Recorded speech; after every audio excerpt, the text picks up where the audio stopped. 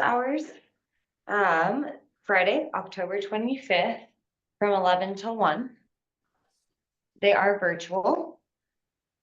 I did check earlier today. There are only 3 slots left in the 11 o'clock hour. So if you would like to sign up for office hours, we only have 3. So get to them fast. We have 2 bike surveys that closed today. One is for Clay Street and Dunkel Place, and the other is for Lowell Boulevard and Meade Street. You can click on those links to take those surveys. We have the Great Mexican Beer Fiesta. That's going to be this Saturday from 2 to 7 on Platt Street. There's going to be live entertainment, a DJ, some food trucks, a vendor market, lowrider cruisers, and more. It looks like wrestling too. Yeah, I didn't see anything about wrestling, but there may be. Yeah, Lucha Libre. Wrestling. Okay, yeah. The Legacy Business Program is accepting applications from small businesses that have been operating for over 10 years.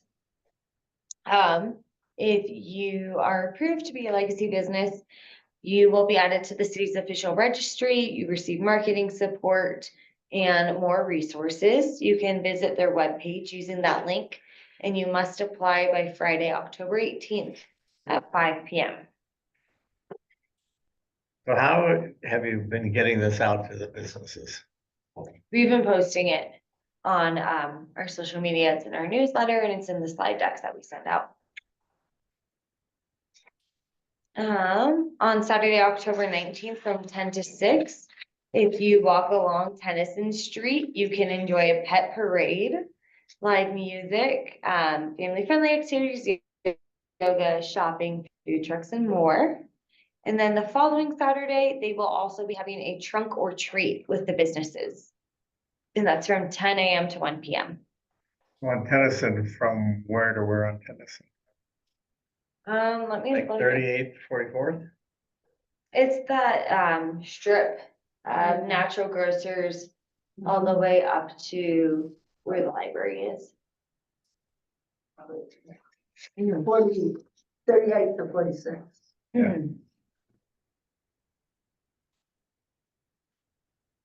DPS is having a meeting focusing on their consolidation plan. They just had one on Monday, and that one was at CEC Early College. So the next one that everyone is able to go to is Tuesday, October 22nd from 6 to 7 via Zoom. You can go to other meetings. There will be one in the Southwest region, the far Northeast as well. But the one in the Northwest has already occurred. So if you would like to go to the Zoom meeting, you just need to register using that link. There is a survey for Fedistellar or Wolf Park, and it closes October 23rd. This is about the basketball court. They're going to meet current standards of accessibility and design. And they want your input on what kind of basketball court you would like to see there. There will be a meeting about Zunai Park on October 24th at 5:30 on Zoom. This is to share your thoughts on improvements at the park. They're going to go over a concept plan for the playground, basketball court, and northern picnic area. And you will also have to register for this meeting on Zoom. We have a few other Halloween fun activities. There's the Mile High Trunk or Treat. That's Friday, October 25th from 5 to 9 at Empower Field. We have the Mount St. Vincent Trunk or Treat, also Friday, October 25th from 5 to 7. And that is at Mount St. Vincent. There's the Highland Honeyween Parade, and that's put on by Highland United Neighbors, RNO. And that's Saturday, October 26th at 9:30 a.m. The parade begins at the Gardens of St. Elizabeth. And then there's the 32nd Avenue Harvest Festival. That's gonna be at Highland Square at 32nd Lowell on Sunday, October 27th from 2 to 5 p.m. You could stay very busy with the Yeah, Halloween action. Yeah, you got 3 days in a row, Yeah. not to That. mention That's Tennyson. pretty cool that you can do them all. Mhm. Yeah, you can really bop around. Tuesday, October 29th at 11 a.m., you can get an e-bike rebate. There are going to be 2 to 3 price levels. They shifted to a tiered model. And you can check if you qualify for income qualified rebates at denvergov.org/ebike. And then if you use that link, you can go there to try and grab one of the coveted e-bike rebate vouchers. Another upcoming event, this is gonna be in November, but it is really just right around the corner. Denver's oldest Dia de los Muertos celebration will be at La Raza Park. And you can build your own ofrenda or altar to honor the spirits of your loved ones. You can join in as a spectator and, look at all the celebration and remembrance of ancestors past. There will also be a procession at 5:30 taking off from the Troy Chavez Memorial Peace Garden. Is this the first year they've had that? I don't remember. No, they've had it, the procession or the whole event. The, Dia de los Muertos. yeah, They've had it for a while. I forgot exactly how many years, but it's part of like a historic event. Mm. So it gets like special protection and permits because it's been around for a while. so probably easier to get the permit. Well, not necessarily, but you do get, like next year, La Raza Park is going under, construction. Yeah, that all the renovations. And so because they're historic, they're able to choose which park they want to do it at next year before it opens to the general public because it's a historic event. Solar Switch. So the city has teamed up with the nonprofit Solar United Neighbors to offer the Solar Switch program. You can save an average of $5,293 on solar installation. It's free to register. There's no obligation to buy. You must register before November 1st. If you have any questions, you can reach out to Lee or via email or phone call. And then we've got a really neat tool, the crime data catalog. So you can find crime data, you can find parks with restrooms, fountains, dog parks, traffic accidents, affordable housing, bus routes. It's all available on the Denver Open Data Catalog. If you use that link here, you can go and explore around and see what they have to offer on that site, but it is a really neat tool. Sounds like you could go down a big old rabbit hole with You that. could. So, enter at your own risk. Indeed. We have our legislative initiative. City Council voted to amend the Denver Deserve Sidewalks. That was passed by voters in November 2022. The sidewalk fee will be billed at a base rate of $150 a year. And then if you have over 230 linear feet, you will be charged an additional fee. There are income qualified instant rebates for available and affordable housing. You can get a 20% rebate. Billing will begin in January 2025. Will it come with your property tax or with With like the stormwater. Stormwater. Yeah, so you'll get it really 2 times a year, 75 each time. It's not meant to be one lump sum, as far as I'm understanding. Stormwater, huh? Which is already going up. I don't know much about stormwater, but I believe you. Oh, well.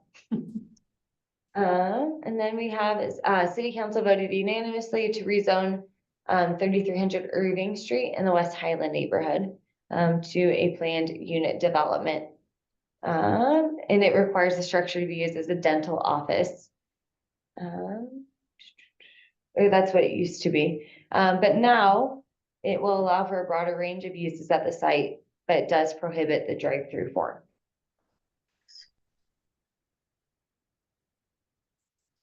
And then we have, of course, our crab board. Public comment is every second Wednesday of every month at 5:30 p.m. You can register for the meeting using that link. We have the DOTI advisory board, which of course Alan is on, and that's the second Tuesday of every month at 4 p.m. Sign up closes at 2 p.m. the day of the meeting. That's also on Zoom.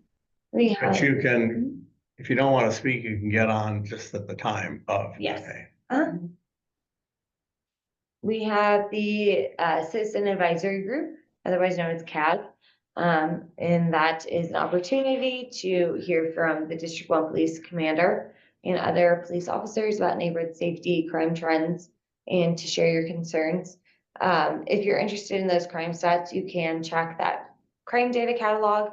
And I know Kaylin obviously wasn't able to make it, so you may be able to go to the CAG and get all of those stats that she usually shares with us.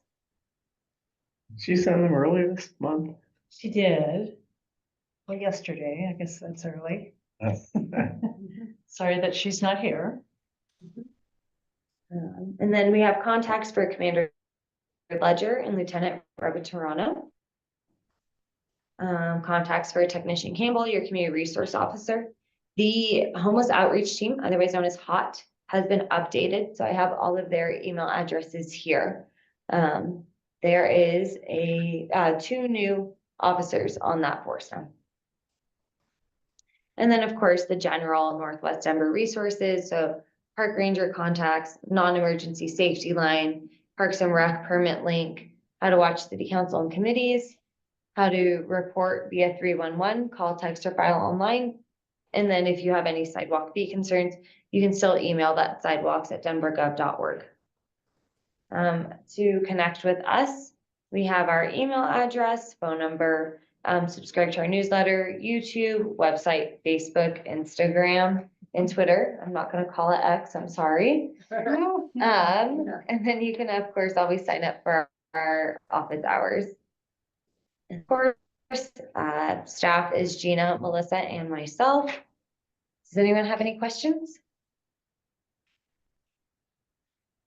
So if you were to want to mail something to Amanda Sandoval, what address would we use? Her office down on Platt Street or whatever? You can email to the one, or sorry. No, Send Just a like- physical mail, to Platt Street or the city and county building. which one would get it to her quickest? About the Either- same. Yeah. About the same.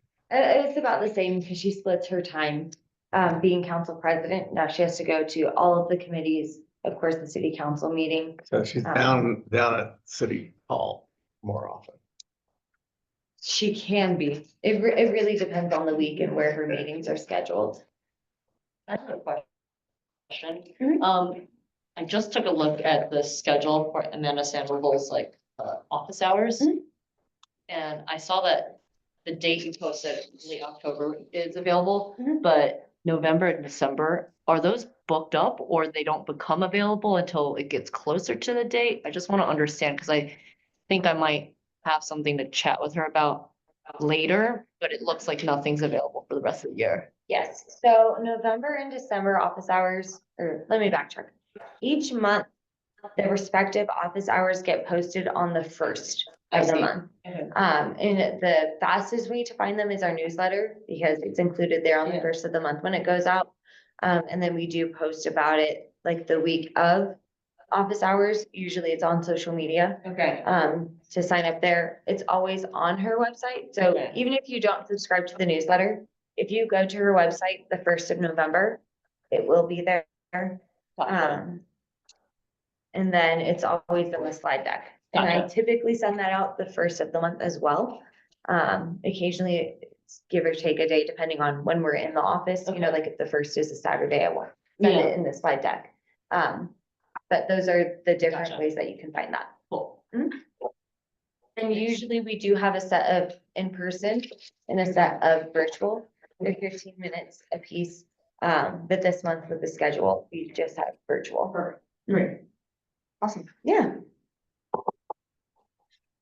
Thank you, Alessandra, as always. As always. Yes, Yes, thank you. Really Thank you. appreciate your presence. It's how much information I have to look at the recording to, To really take it in, yeah. it is a lot.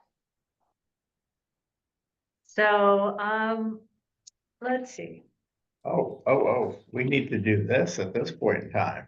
what's that? We need to thank our councilperson Amanda Sandoval for the generous donation of $1,000 to Sloan's Lake Citizens Group to enable us to reach out to more people in the neighborhood. Thank you, thank you. Thank you, Amanda. I know you're probably watching because you have everything else going on.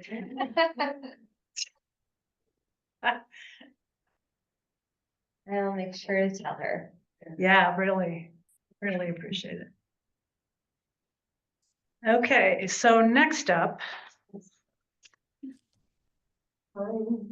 Is she here? No, see. who's that? I'm. No. No. Okay, She's otherwise occupied. That's and Kate, we sent the link to Kate Kate. Spear. Is there a Kate Spear present? Oh, No.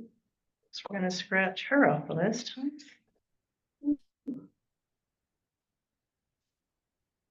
Well, I know that Dennis is here, so. We would love it if you would take it away, Dennis. So I'm on, huh? I'm Dennis Ryerson. I'm a board secretary of the Sloan's Lake Park Foundation, and I'm also chair of the education committee. And we were formed about 6 years ago. We started just a small group of us. And frankly, one of the reasons we started was there was a great interest in restoring the lake to a condition where motorboat users could use the lake and water ski. We have since learned the issues are greater than that and much more expensive. We've expanded the board. We have a member from the Edgewater City Council. And our overall goal is to promote awareness of the situations involving the lake. I don't think I need to explain those situations to you all. You know that the average depth is only 3.5 feet. They've currently got signs around the lake saying, don't let your pets in the lake. We want to get to the point where we no longer see those signs. So we want to educate people about the issues of the lake, how to be good neighbors to the lake. We've sent out several thousand postcards to residents near the lake, advising them how they can be better residents using the proper fertilizer, cleaning after pets, those kinds of things. We conduct events. We have a booth that goes up at various events. We'll be at the Monster Dash coming up on the 26th, which is a Sloan's Lake Run, which will be a big event. We'll be there representing the lake. We want to make sure that people are aware of the issues so that we can build public support for the issues that are the things that need to be done to restore the lake to more useful uses by those of us who enjoy the lake every day. We have hired a consulting firm. We want to know as much as Parks and Rec. So we know all about dredging. We know the costs of dredging. That'll be the ultimate plan. But already Parks and Rec has come up with an 8-part phased-in plan to improve the lake. The ultimate solution would be dredging. Very expensive, but that's really what will be necessary in the long run to restore the lake to its original healthy status. We've been told, and I know Amanda Sandoval is aware of this, that they did find money in DOTI, the Department of Transportation and Infrastructure, to do the first phase of the lake improvement project. And that will include improvements to the banks around the lake. There are 21 inlets into the lake of various size. And so it will make sure that those inlets are filtered so that bad things no longer go into the lake. They'll do other bank improvements. You might have noticed where the eagle is on the north side of the lake. There's a forebay there. Forebays are water basins that are created to allow the silt to be filtered down into the bottom of the basin while the water flows over the top and into the lake. And this phase would include the construction of another forebay. They're very expensive, $1 million potentially. So we were really delighted to learn that the city is finding some money and we hope it stays. We know the budgets are tight. There's a lot of competition for resources, but we're hopeful that they'll be able to get that first phase completed. And at the end of the day, there will be a request for money to do more of these kinds of things. We want to make sure that when the time comes for a vote, citizens are so aware of the issues that they'll vote to support rehabilitating Sloan's Lake. So that's really what it's all about. We do events, and I'm glad that you guys were represented at Jammin' in the Jetty a couple weeks ago. It was great to have you. And that's an annual event we use to educate people and also to raise money to support what we do. We have a quarterly newsletter, Sloan's Lake Deep Dive, that comes out every quarter. We have a mailing list with a couple thousand people on our mailing list. They get the newsletter, and we do frequently flash notations to them. When there was a fish kill that weekend of the Dragon Boat Festival, we sent out a notice urging people to contact the mayor and parks department, and many people did just that. So we're trying to build political pressure so that we can keep the lake in as good a condition as we can, so that we can all use it for what it was intended for. Well, maybe Thomas Sloan's, I don't know if he intended it for anything since he stumbled on it, but we want to make sure that it's a useful resource, a beautiful resource for our children, our grandchildren, and people who want to use the lake. It's a regional resource. One of the things we're doing, we've met with the flood district, the Rocky Mountain Flood District. We've met with other public officials, and we're looking at such things as maybe a regional park district that would encompass more than just Denver, but also Edgewater, Wheat Ridge, Jefferson County, where the watershed is. Most of the runoff into the lake comes from outside the city of Denver. So our view is that it has to be a regional solution. So we're working with a consultant coming up with those kinds of things. So we're very active. We really started to hit our pace just before the virus closed things down. And now we have regular meetings with Parks and Rec. We want to keep them focused. There's a lot of resources in the city, and there's a lot of demand for money. And we want to make sure that, Washington Park, higher income, they've long been treasured. Well, damn it, we need our place at the table as well. And we're determined to get there. So that's a simple speech I have. I'd be glad to answer any questions you have. Yeah, I have a question. Sure. this is Angela Medberry. I have just sat through the Denver Parks and Rec Advisory Board meeting, at which they reported that the legacy money coming to Parks and Rec for the next 5 years has been allocated in a budget, and the budget has been approved by the city council. So any money that you are looking at getting is either in that budget or 5 years down the line, unless you're getting your money from a source other than that. I'm listening to this committee, and I don't know if there's a way to have your input there. I do know you can do public input at every meeting. They've just canceled their December meeting and their July meeting for next year. So you can still in this year, November, go in and tell them, the committee, what you're wanting. The report that they gave reported about some improvements in the Northwest and the district, and I believe the Northeast district, that they were going to be doing some reviews. Now, to me, it sounded like that's 5 years down the line, because they've already approved the money for 5 years. It seems that they mentioned several projects. Sloan's Lake words never came up. So I would suggest, if you have a body that can listen in on those meetings, right now it's the second Wednesday of the month, 5:30 to tonight it was 7, and have them do their 5 minutes at the beginning of each meeting, saying what you want, what you're working on, and where are they. At least you will have the attention of that board, who they sounded like they knew virtually nothing. So listen to the board, listen to the reports from the staffers. And what you're getting are the glorified reports from the DPR staffers, I believe. Right. So I would like to ask you to set somebody up to do 5 minutes or at least to listen to those meetings and see how you can plug into those board members who don't hear the word Sloan's Lake ever, or at least Yeah. they didn't in tonight's meeting. Well, we'd be happy to have a representative at those meetings. If you could send, and Deb has my contact information, if you could send me the information about when those meetings are, we'll make sure we have somebody there. We've met with Jolon Clark, the Parks Director. We've had a sit down with the mayor. Amanda Sandoval has been a great supporter. She's very well aware of what we're doing, and she's on top of it.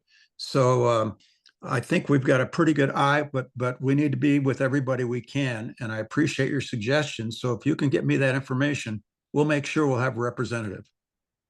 Jolyn Park gave a rather lengthy report. Sloan's Lake was not mentioned. That's surprising to me. No, it isn't. It's that we are way down there trying to ignore us. That's my opinion. Yeah. Okay. Well, I do know Dennis. they're aware of us. And like I said, they found money for the first phase of the improvement project, which is helpful. So anyway, send me the information and we'll make sure we're represented. Dennis, if you click on the link I shared in this chat, you should be able to go to the slide deck and find the information for PRAB. It's in the slide deck I Okay. presented. So if you just use that link, it's already there for you. Yeah. And you guys are aware of us. Amanda's been terrific. Yeah. And we Yeah. really appreciate it. People here should know that she's a great advocate for Sloan's Lake. Mhm. Yeah, she really is. Well, she lived here all her life. Yeah, she loves Sloan's Yeah. Lake. Yeah. Mm. But again, we want to make sure that Amanda has the support and that people are aware of the issue. So we're working very hard. And we're all volunteers. By the way, a year or so ago, somebody posted on social media that we were all developers and our goal was to drain the lake so we could develop it. And nothing could be further from the truth. You know, I remember that now. I can't even imagine the uprising if that happened. Remember Yeah. during the, my goodness. yeah. Yes. Other questions? Yeah, Keith has his hand raised. Yeah, it's hard to see this slide. I don't know if there's anybody that can make it any bigger. Well, But this that's- slide doesn't go with this. We don't have any Yeah, I visuals. understand that. But do you have like information on your meetings and when they are and whatnot? Our board meets once a month. Mhm. And, you know, we meet with our consultant and we talk about our strategies. We want to make sure that we're informing as many people as possible. In the past, we've had to change our dates, but tell you what, I'll get our dates posted on our website, sloanslakeparkfoundation.org, so people know.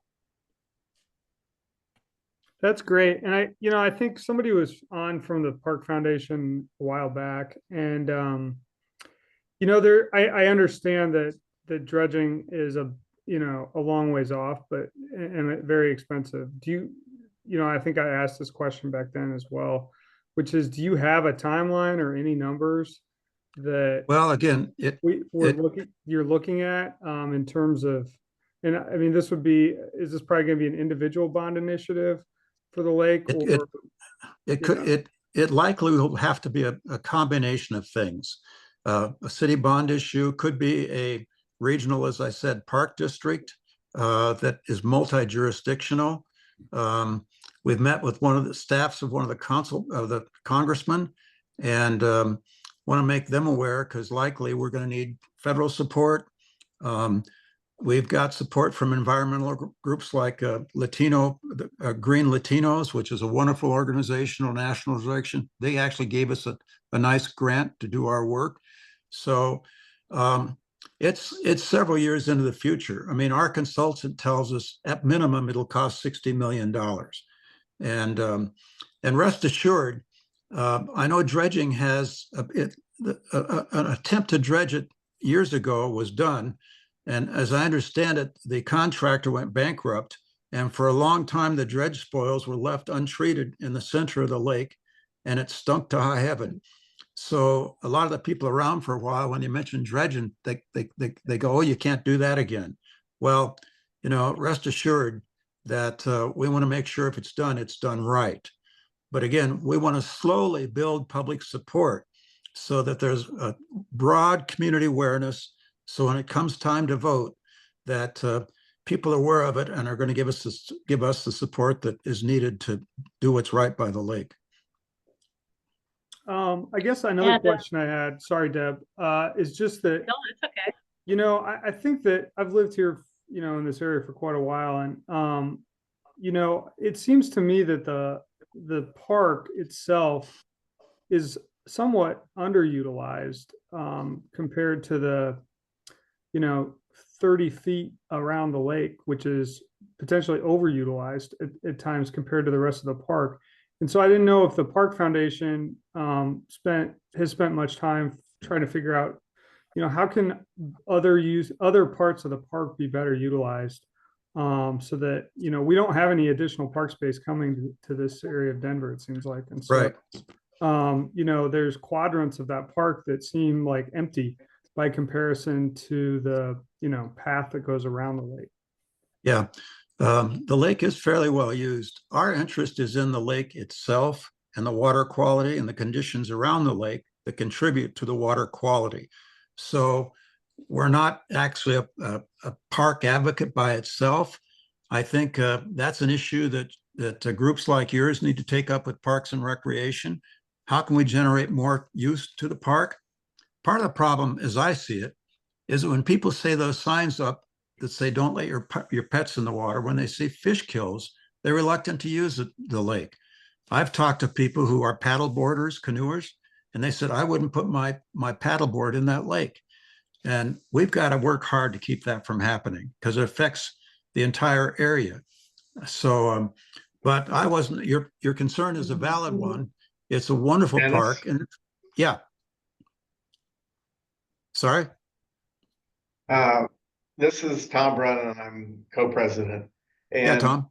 we moved in the house years ago, and when I come home from work in the summers, park my car on 21st Avenue, look down 21st Avenue to the west, and see the sailboat, the colorful sails from the Sloan's Lake Regatta.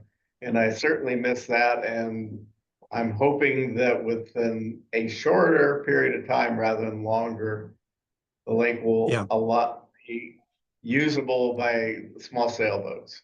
It was just a wonderful way to come home and looking west and see that. So yeah, I miss it. And that's what we want to restore.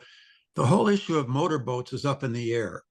It's been rather contentious because some motorboaters feel like we're doing the lake a favor because we're aerating. Well, nothing could be further from the truth. What the motorboats do is stir up the muck, and that's not good for the lake. So for the foreseeable future, you're not going to see motorboats in the lake. Now, Parks and Rec has promised us that when it comes time to consider further actions, there'll be community meetings so that the community will have a voice in how the lake is to be used, what kind of recreational activities people want, what kind of other activities they want. And those meetings will give the Parks and Rec and the city some idea as to what further steps to take for the lake. It could very well be that the partial dredging could meet the needs of what the residents want. But they promised those kinds of meetings, and they told us they were going to get all the constituents together around the lake and have these meetings, but frankly, they've not followed through. We're disappointed about that. But we're going to be on it, and we are highly committed. We're neighbors of the lake. We use the lake, and we want to work hard. we're a small organization. We don't have a huge budget, but we're growing. And I think we're starting to see more activity on our website, on our mailing list. And piece by piece, by God, we're going to get it done. Alessandra? Yeah, hey Keith, do you subscribe to Council President Sandoval's newsletter?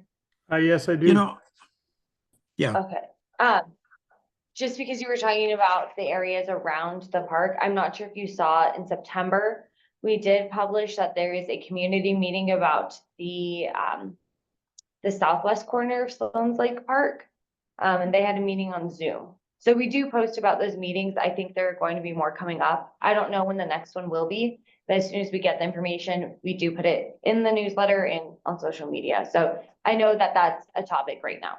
Great, thank you. and you know, frankly, that was an issue that I personally was disappointed in because, you know, they said before when they passed the bond issue to improve things like the boathouse, that there'd be community meetings to discuss how those facilities should be used.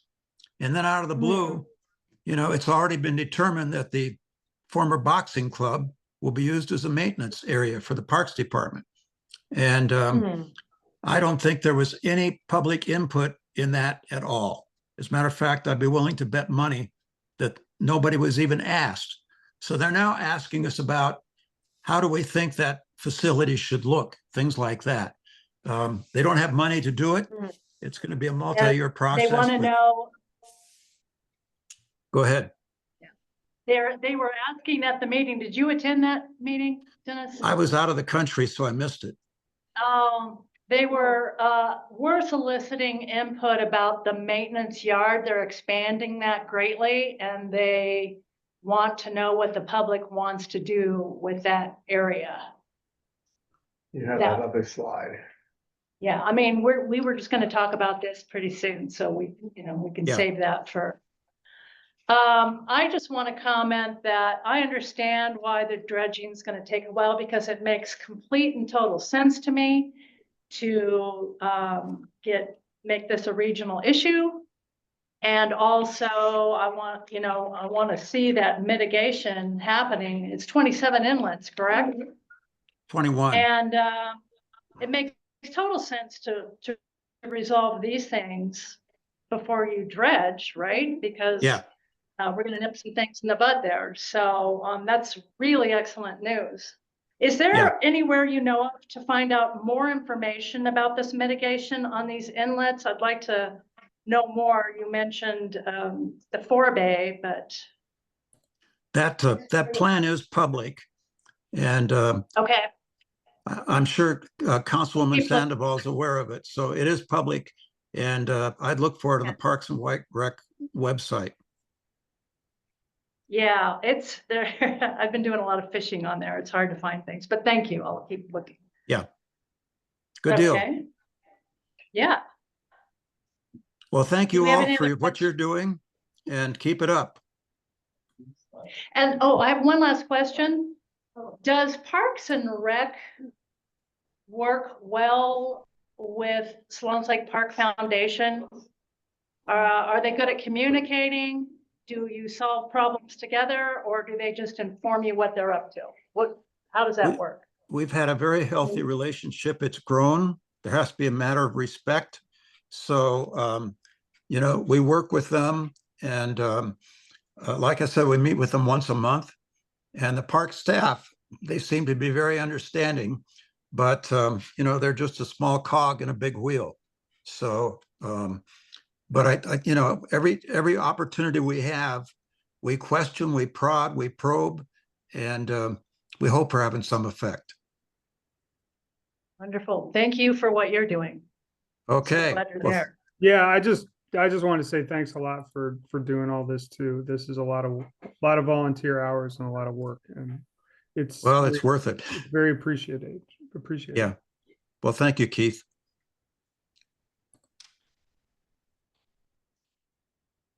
Okay. Next, we have Keith Meyer.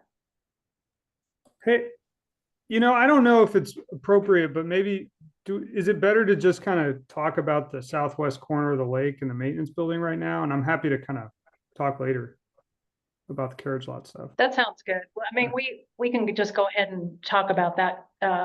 It was a pretty short meeting, what, 20 minutes, half hour?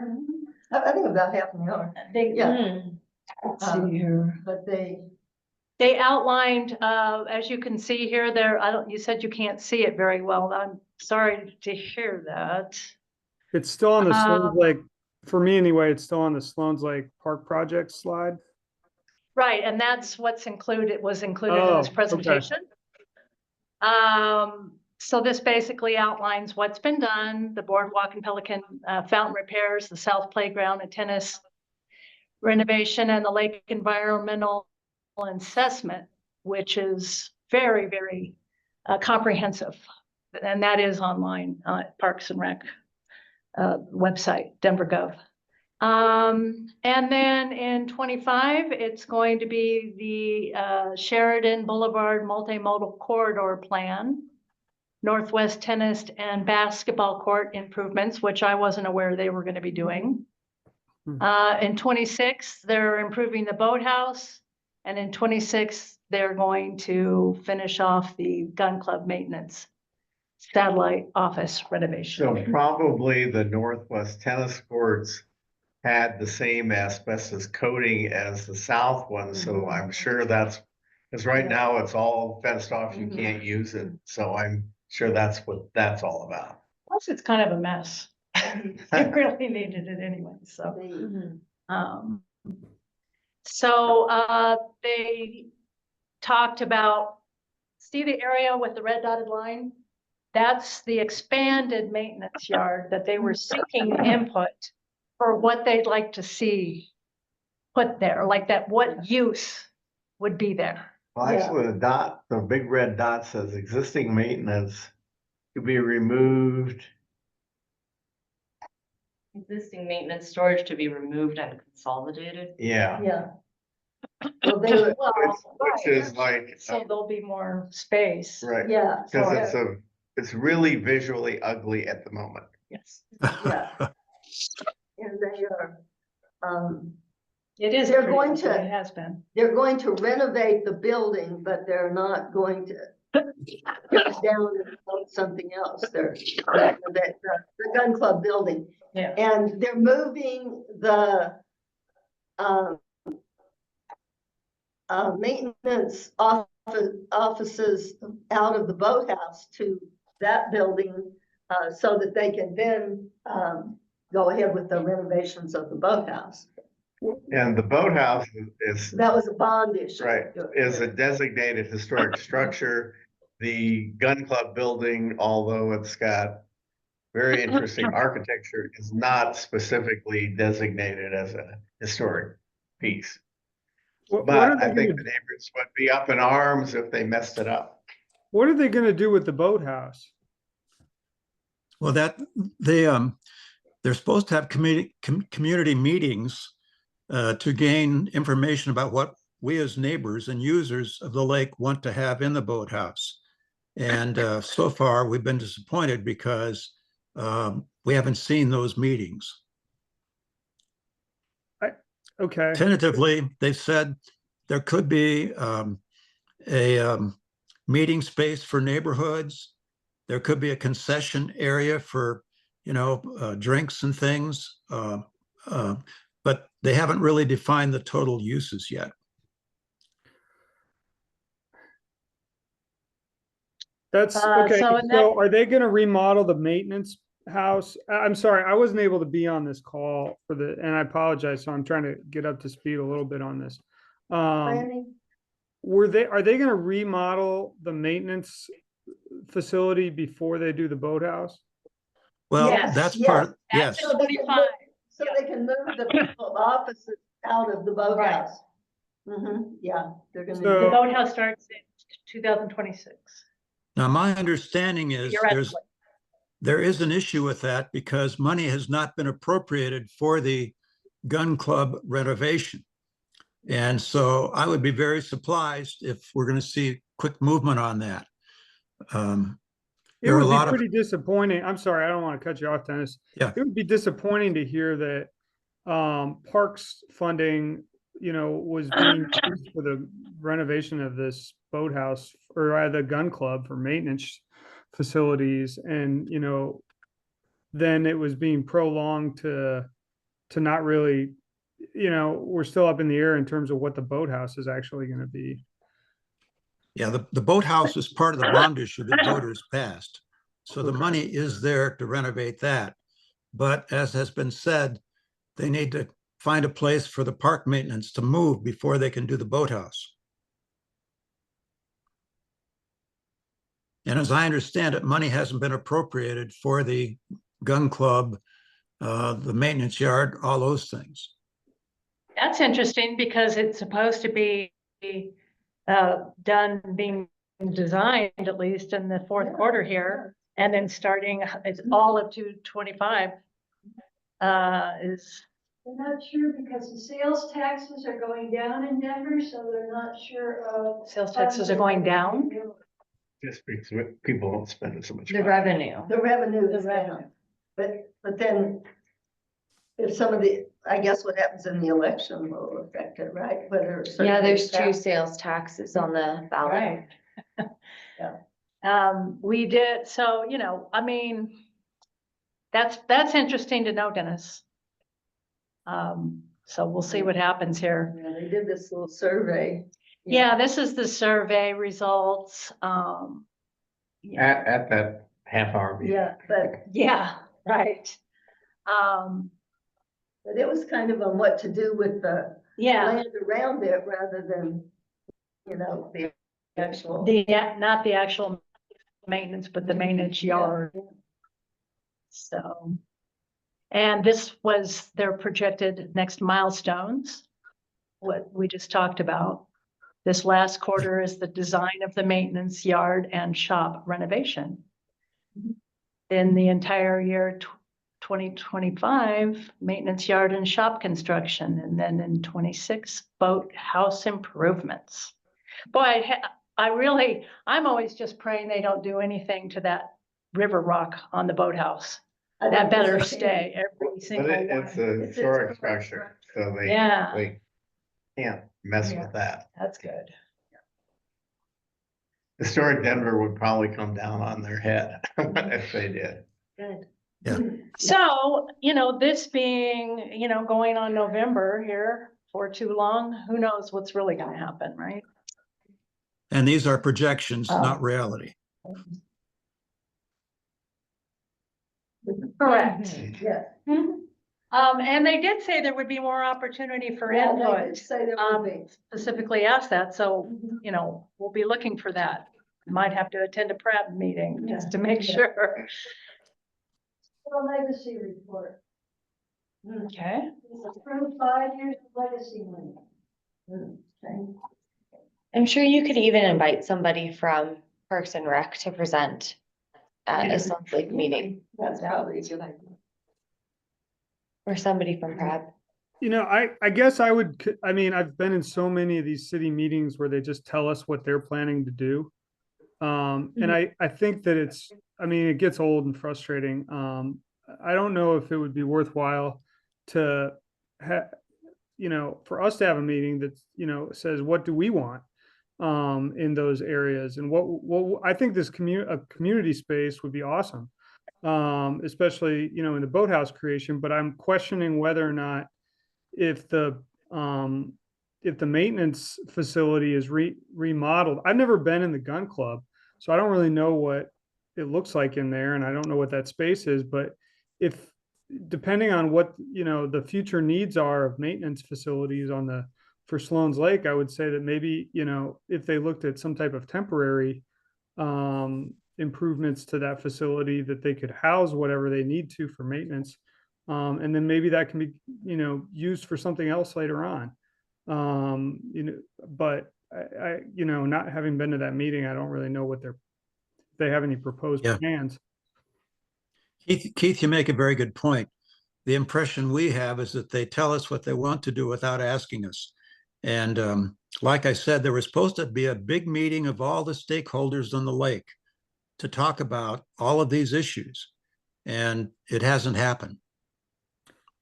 You know, the only thing I can say is that, this is more of a, like, I don't think the city's ever going to give away their power to dictate what they want to do with what they think is theirs.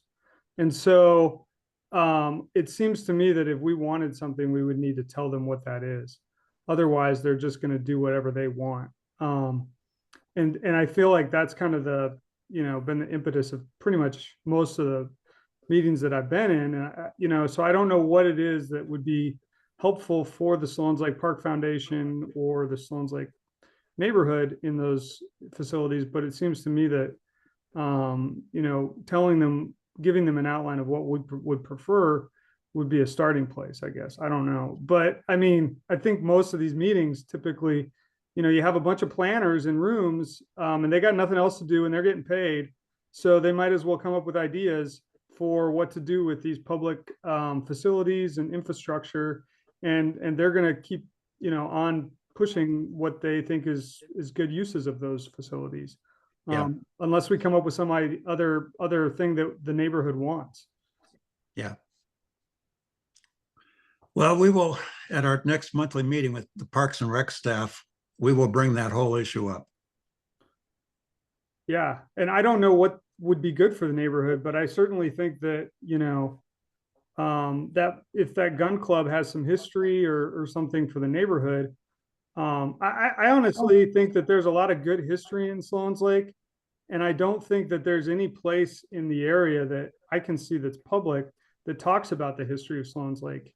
And I don't know if some of what happens with the boathouse remodel could reflect some of that or what, but I just think that there's, potential opportunities for things there. Yeah. Well, we'll do all we can to ensure that there are public meetings before they start final planning for the boathouse. Your suggestion is a good one, to have a kind of use it as education about the environmental impacts of the lake, the challenges of the lake, and the history of the lake. That ought to be part of that building. So we'll press them as hard as we can. I've got a call I've got to do, so I'm going to have to step off. But again, appreciate the opportunity to meet with you all, and you keep up your good work. Thanks, Thank Dennis. you. Yeah, Dennis, Thank thank you, you so Dennis. much. All right, bye now.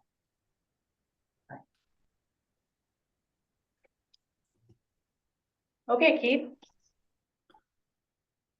Carriage lots.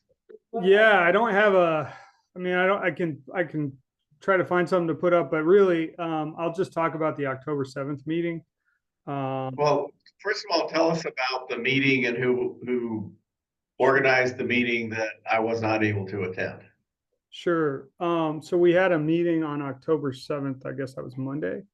And I don't know if there's people there that aren't familiar with the carriage lot issue. I know we talked about it at the last meeting.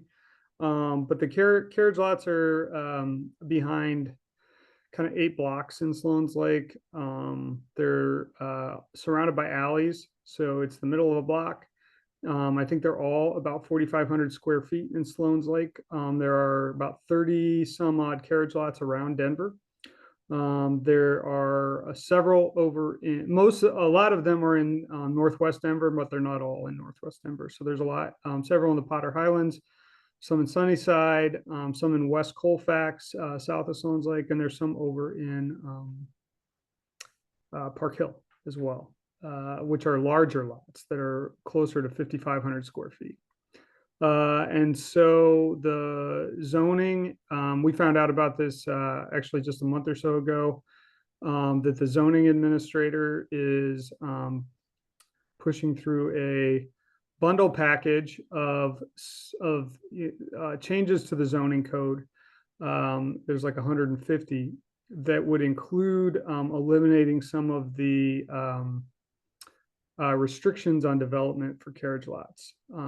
And I think there is a large concern by carriage lot owners of properties around carriage lots that eliminating those restrictions without much community input puts neighbors and homeowners around those lots at risk, and are for challenges, including, you know, fire and safety issues, using the alleyways to run utility lines, and what that would look like after those alleyways had been dug up to put in utility services, and also, you know, changing the context of neighborhoods and the character of neighborhoods. And it doesn't really seem like there's any guardrails that have been put in place, and the development of those lots is looking like it's getting fast tracked without a whole lot of community input.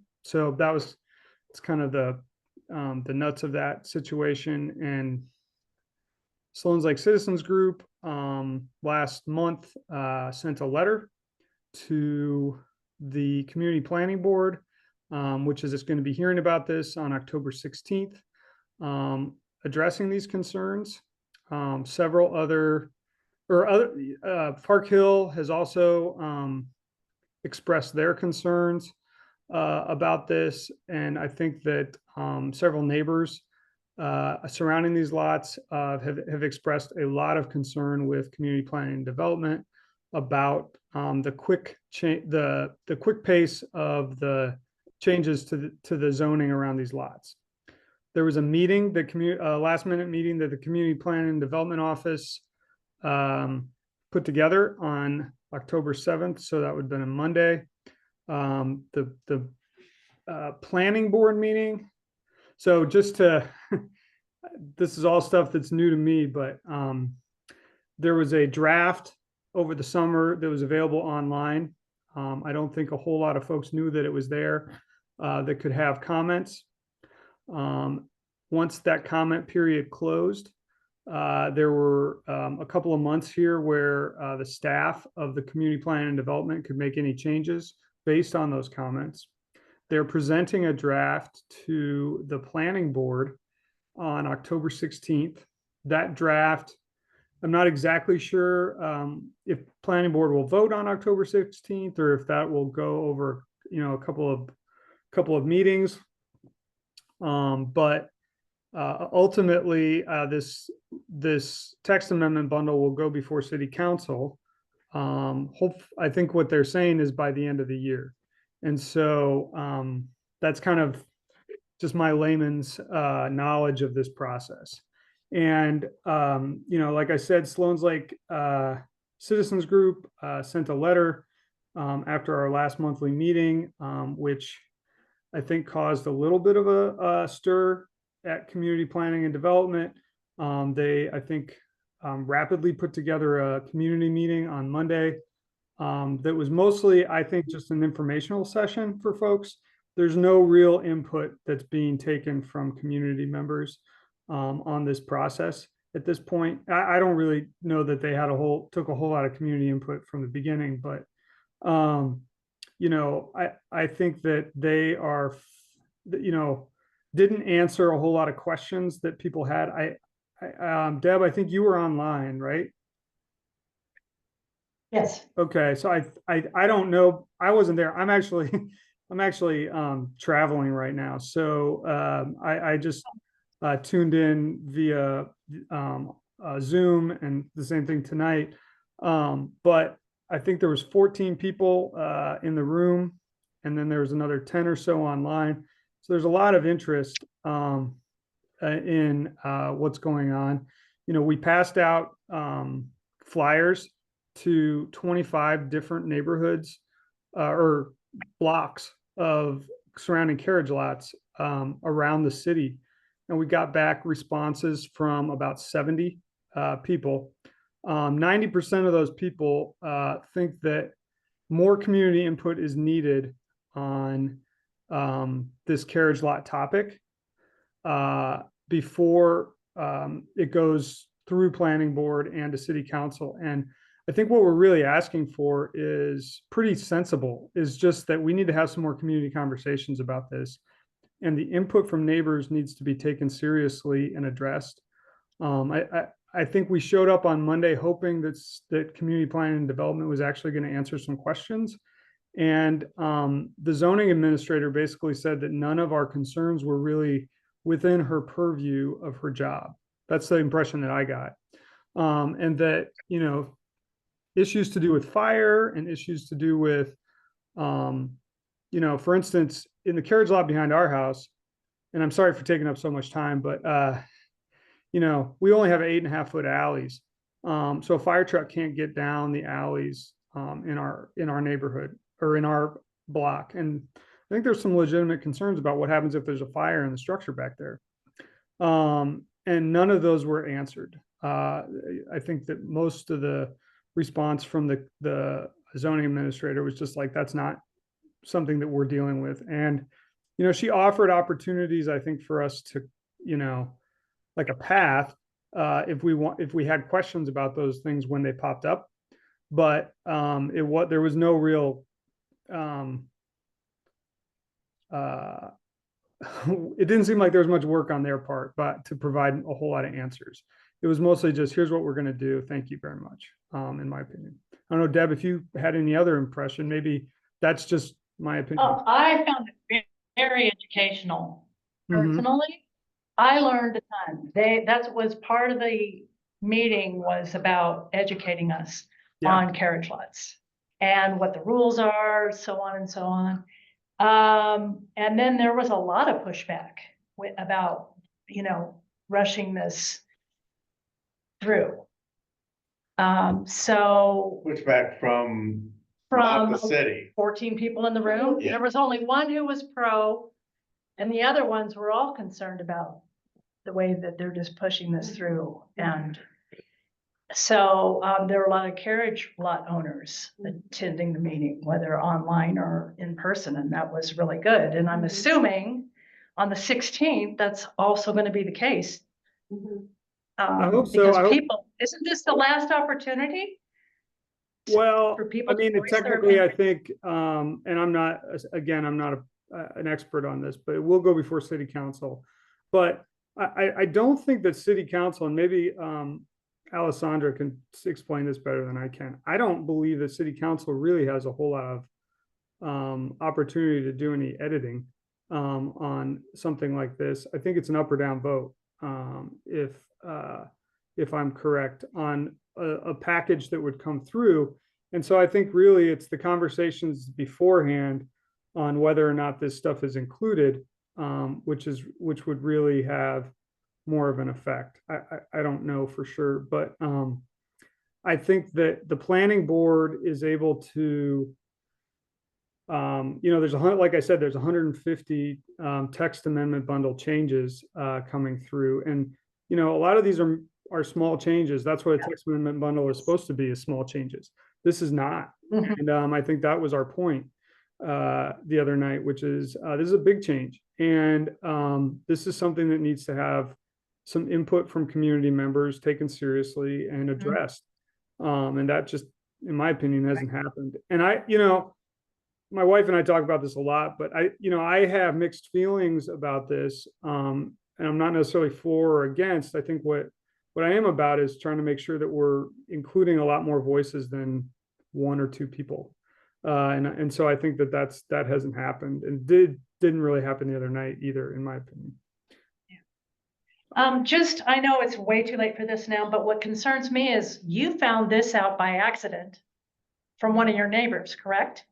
Well, we were approached by the councilwoman's office in January or February, basically saying that somebody had purchased the lot behind us and that they were looking to develop it and vacate an alley, which is another way that a loophole that they thought, you know, they could do to change the zoning of the lot from a carriage lot into a non-conforming lot. At the time, you know, the councilwoman and Melissa Horn, I see there, Alessandra just put her information in the chat, posted flyers on our doors. We had some back and forth. They took a survey. We sent a letter saying that we were not in favor of this. And then, you know, following up with that, it sounded like the councilwoman was not supporting this at the time.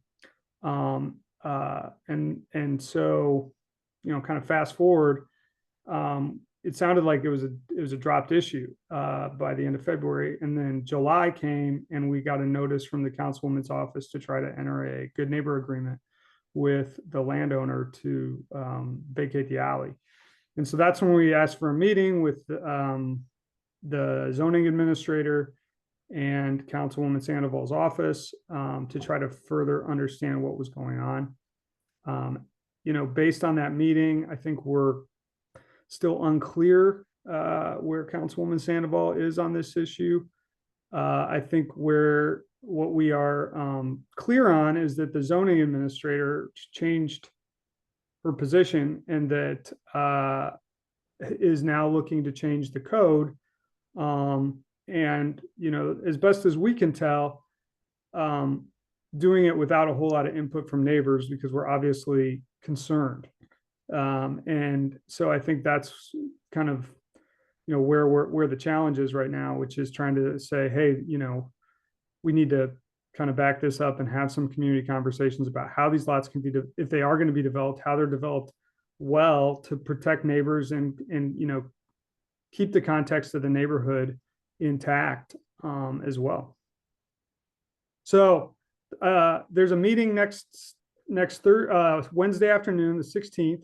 I would encourage everybody that, you know, wants to have their voice heard. There's a public comment period, and to make, you know, a public comment about the fact that, you know, neighbors, you know, should have an opportunity to have a community conversation about the development of the development changes and zoning changes that are being kind of rushed through here. That's, you know, I think the nuts. Is that a planning board meeting? Yeah, it's a planning board meeting. I'm happy to put that information. Oh, I think actually Alessandra maybe, or somebody put it in here. Mhm. Yeah. Yeah, I already did it. Yeah, there's a link. And it's a little bit, so everybody can make comments, or you can either send your comments in an email to the planning board, or you can show up at the planning board hearing, and you can do it virtually. And so there's a link on there that it's at 3 o'clock, and I don't know exactly how this will run for the topic of the day, but in the past, all the public comments have been at the beginning of the meeting. That might be different for this because it's actually they're meeting about this issue. So I'm not entirely sure on that part, but that's what I know. Okay. Right. Thank Thank you, you for Keith. the update. Wish it were better news. Yeah. Yeah, and I mean, I'll try to keep updating folks with what we hear, but you know, I think that the more voices that are involved, and I don't think you have to be knowledgeable, they're not going to ask a lot of questions. They just, you know, I think just saying that you're concerned about this is very important.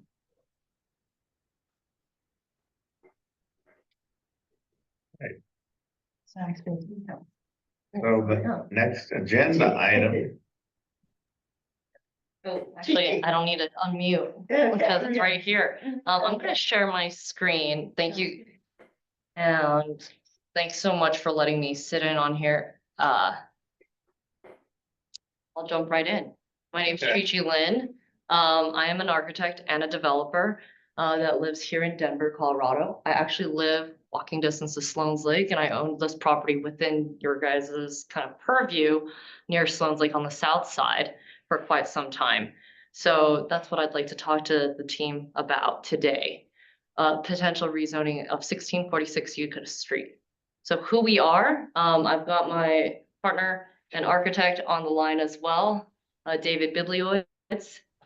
He hurt his back today, so he's joining on Zoom. But I introduced myself, and I've actually known David since college. We went to architecture school together, and I really trust his design eye. which school? We went to Cornell. And I'll let David introduce himself. Thanks, Chi. Can you all hear me? Yep. Yes.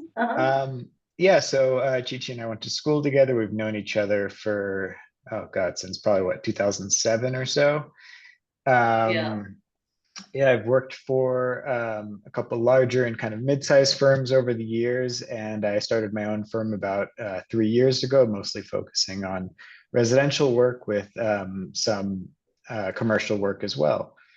But yeah, no, it's nice for Chichi and I to kind of reconnect and start working together on this.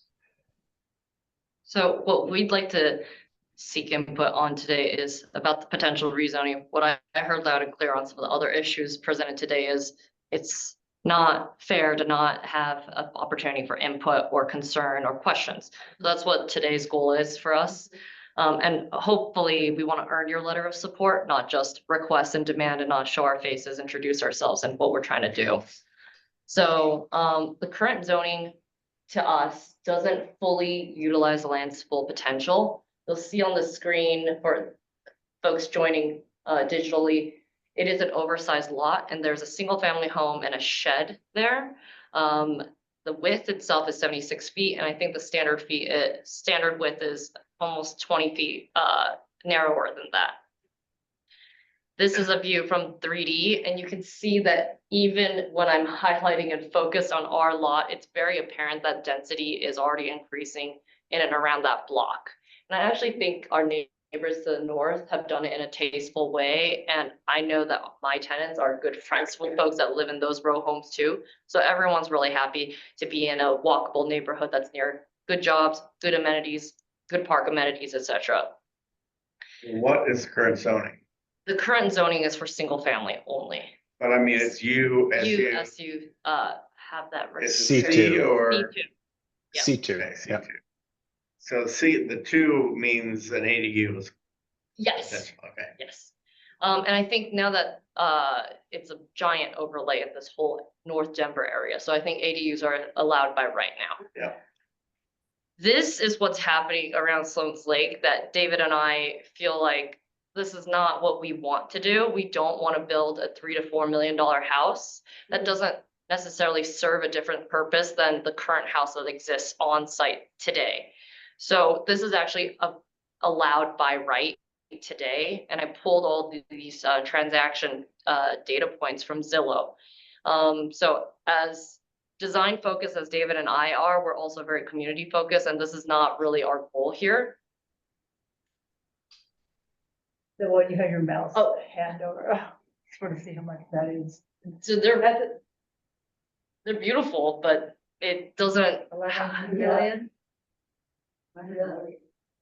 Oh, no. I think 2.91. Oh, 2.9. I think your mouse might be on it, Deb. Yeah. But Yeah. the point here is this is something that's available and allowed by right. And so what we're hoping to do is, hey, I think we can do something better than that. I think we can add more density and also help provide more missing middle income housing for folks that want to stay in the neighborhood, that want to have that accessibility to the park. We're only 1 block in from the park. Be the perfect place for a young family, empty nester, someone who needs a walkable neighborhood. I know that some of the concerns might pop up of, hey, what about parking and what about transportation? The fact that we can fit a garage for each row house, we don't think it'll impact our neighbors' parking. So Sloan's Lake, you guys are very familiar with this. I am as well, that every corner of Sloan's Lake is a different micro neighborhood. It really depends on where you are at the lake and what that feeling is like. So I wanted to introduce you guys to my specific block that the site is on. And so what you see on the screen here is right north of us is a 4-plex. It's 4 row homes. Just catty corner to us is a triplex. And then 2 houses down is a 7-plex. So there's already a lot of density just on that street. And the pictures are on the right-hand side of the current home, the 4-plex and the triplex and then the 7-plex. And if we zoom out, you'll see there's a lot going on here. So I'll take it step by step. Step 1 is we just talked about everything in the yellow. Step 2 is there's a lot of improvements here in the green. And if we can have more families utilizing these amenities, I would be so happy and proud of that project.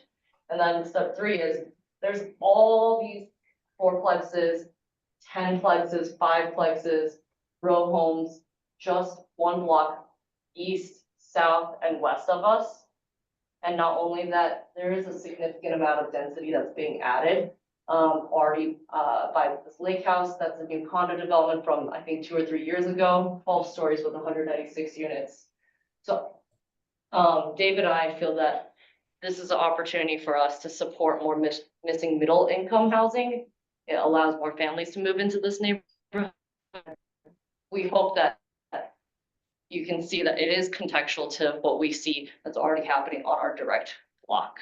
So that's my 5 minutes. I'd love to answer any questions. I have some additional supporting slides if you have any questions or concerns. I do. I don't know if anybody else does, but I do. Okay, Keith, shoot. Yeah. Yeah. Would this development change, or would the setbacks be altered from the current, I apologize because I'm not as familiar with the Denver zoning code. So I can't rattle these off, but would the setbacks be changed from what they currently are?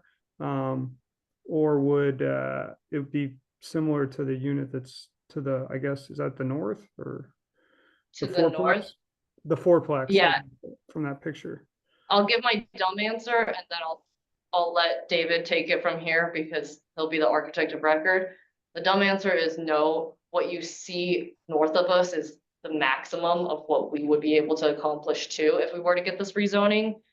And I think when you're looking at corner lots, those are the ones that have more significant impact, significant opportunity for increased density. We are in line just like our neighbor is.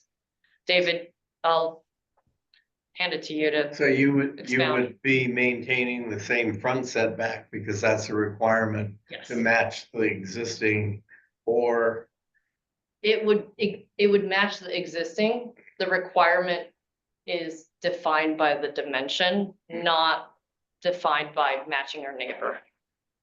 but you have to match the majority of the ones in the block. Yes, and we would, Right. yeah. And then the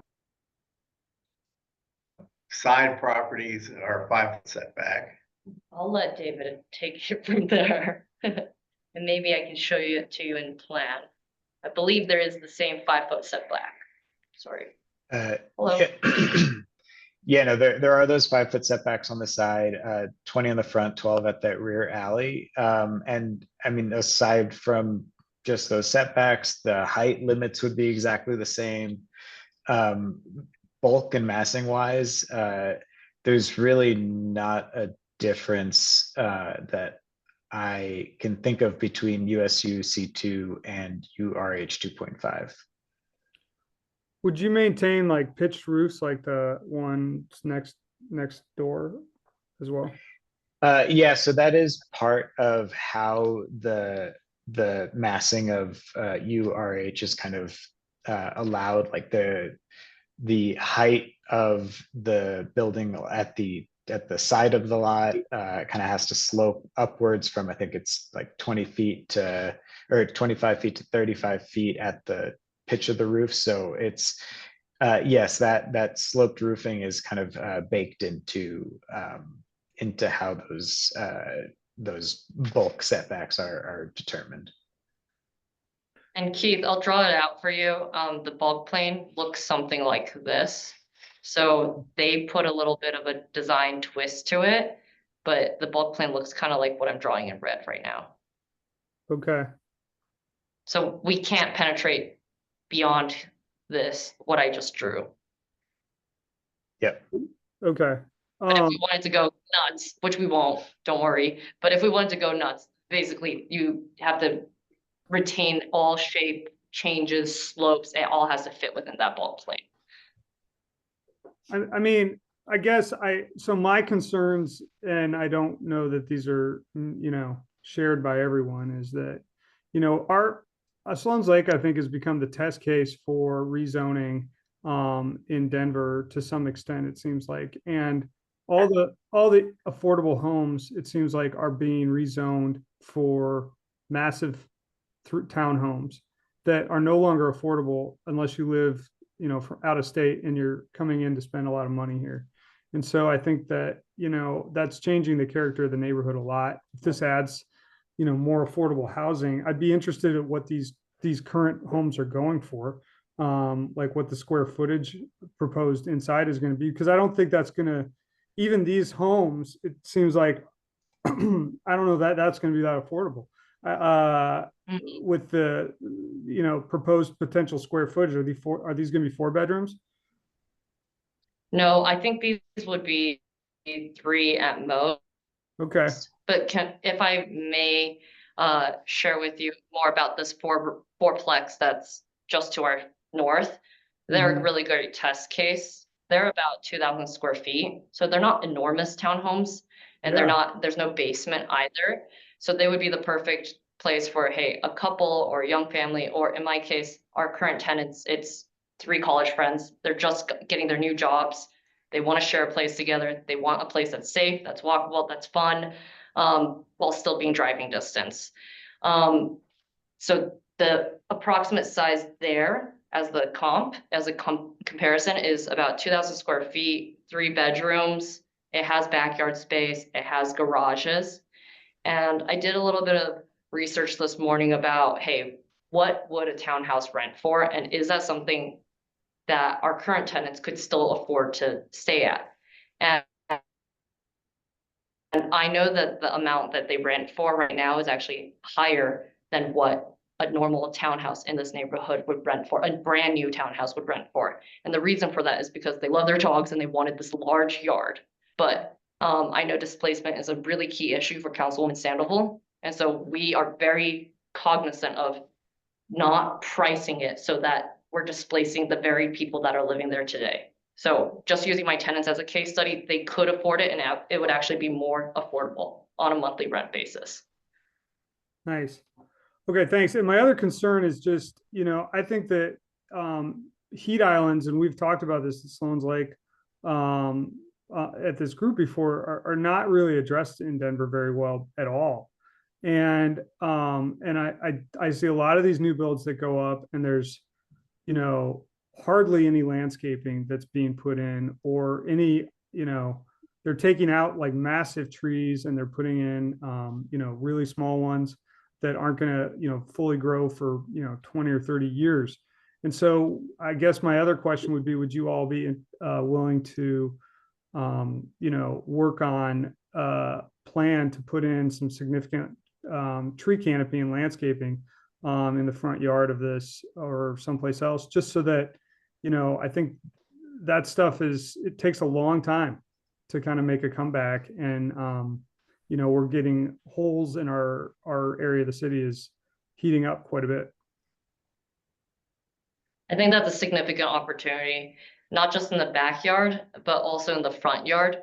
This photo was taken in winter, so it looks really dire, but I have spent quite a lot of money just on landscaping this house to make it, to reduce that heat island effect today now. So I think that's something Dave and I would definitely want to include. I mentioned the front yard because the front yard is significantly deep. I know you can't really tell from this photo, but it's as deep or bigger than the backyards of those row homes. So I think that's a great opportunity for us to include more canopy. And especially since we have to rebuild that public sidewalk right away anyway, that could be a good opportunity to benefit the community. I know a lot of people walk down the road on this particular block because the sidewalks are so, what's the word? Just like In disrepair. they're in disrepair, and they're kind of all over the place, and they're very narrow too. Are they those like Hollywood curbs? Yes, they're the rollover curbs Yeah. on this site. So when we redo this, we definitely will work with the landscaping to make it a much more enjoyable walking experience. Okay, so thank you very much for presentation. I don't know what the next step is, but I guess my Have you next, applied for a rezoning? I have not. So I have a slide for this from my timeline. So we did a pre-application meeting with the city, and they've asked us to reach out to collect input. So we've reached out to all the registered neighborhood organizations. You guys are included in that. And And then- like we can, are you within we can? Yeah, I've reached out to them as well. Okay. We are within we can. And I'm hoping if you guys have private conversations, want to sleep on it, want to reach out to me, that's totally fine. What I hope to do, I'll be very explicit, is I hope to get a letter of support. I hope to earn that letter of support, and I hope I can address any concerns you guys have. And then I will go to Amanda Sandoval. I've been told by the city, please go to Councilwoman Sandoval. But I don't want to go have her ask me, what are people's concerns? And me say, I don't know, I haven't talked to anybody. So please, if you have any concerns, like, do reach out to us. I'll personally have a few more questions. Okay. So just, Be on the lookout. yeah, Yeah, I also reach out to think, me, actually. I think Okay. the attendance seems really low tonight for some reason or another. And when our meeting's recorded and when people access it, you know, access the recording, we we'll have might get more sometimes feedback from people. that Over we- 40 hits on people Mm. coming and Who will watch it later. watch the recording. Great, then I'm gonna leave it here. I've got my email. I will reach out to you, Deb. Thank And if you. anyone's watching the recorded session, please feel free to reach out to us. Yeah, maybe in a week or two. Does that work? Perfect. Okay. Okay. So Thank you. Yeah, thank you.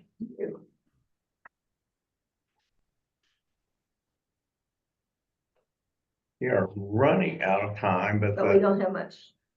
But we did have our elections last month. And last month we had a presentation about well power, which is some supportive housing, permanent supportive housing that's being built at 10th and Sheridan. And the presenter did not have any current photos of where they are in construction. So I've got 3 different shots. That is looking east towards Sheridan on 10th Avenue. Then the next one, that is looking from the southwest to the corner of the building. And then the next one is when you're beginning to get on the bridge over the light rail, and that shows how deep the building is. So it's a pretty good sized building, and it's going to be permanent supportive housing for their clients. And, you know, we had met with people, came and made the presentation several years ago, and it's nice to see finally something breaking ground there.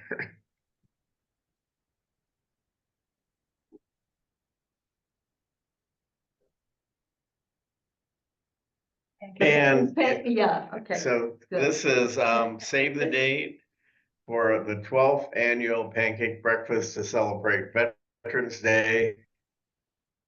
It'll be Saturday morning, November 16th at the Del Norte Veterans Apartments, 2635 Federal, time 8 to 10 in the community room. And it's always well received by the residents there. I will be like at the Safeway store across the street, and they'll say, "You're going to be having the pancake breakfast again this year." So it is something that's become a bit of a tradition, and it's a lot of fun. Generally, And it's yummy. we do the whole wheat and blueberry pancakes from scratch. We have bacon and orange juice and coffee and things for the veterans. Currently, there aren't as many kids living in the building as there used to be, but when children were there, we'd have hot chocolate stuff for them also. I'm just glad you've got the right date on there. Well, On the agenda, you're thinking about my birthday. Aw. November 16th. That's November 16th, and then We'll have to the, make note. the next meeting is November 13th. The next, Well, okay, it was kind of a rush this afternoon. So folks, we are looking for help. Anybody who think might be, if you think you would be a good fit or know of someone, please give them my contact information. Our board has shrunk quite a bit and we have a lot to do. We have a lot on our plate here and it'd be great to have some enthusiastic people come on board. So just keep that in mind. Thank you. And our Hey, next Bill, I meeting can, is, sorry, I'll send you an email, I guess. if you know, yeah, great. Keith, I appreciate that. I don't know why I wrote the 12th. You did it twice, that's what. I know. Funny, but the 12th is my birthday, so I think that's what you were, Yeah, Not the 13th. not, the 13th, 13th the is the 13th is the meeting, yeah. yeah. But I put November 12th twice in there. And I guess that's all we have tonight. Right. Yes. Thank you all. See you on the correct day, the second Wednesday of November, which is the 13th. Always. Have a good night, everybody. Thank Thank you. you. Thanks, guys. Thank you.